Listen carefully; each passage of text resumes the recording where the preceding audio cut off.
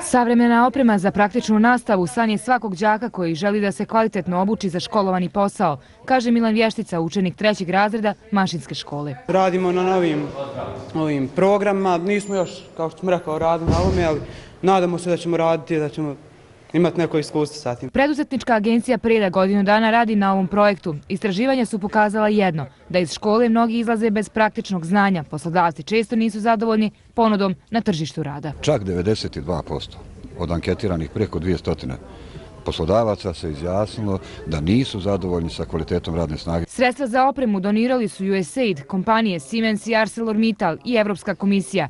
U Pridorskom Metalu kažu da je i njihov interes kvalitetno obučena radna snaga.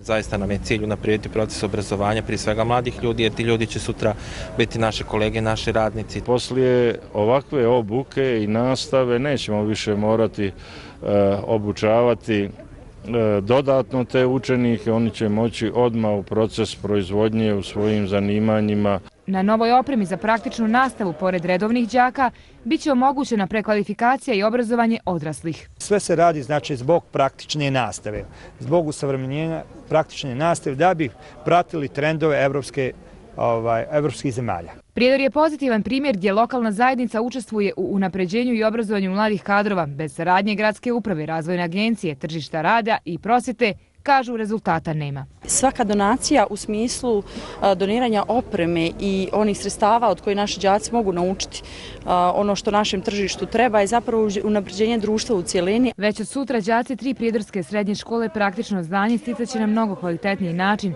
čime će osim njih biti zadovoljni i njihovi budući poslodavci.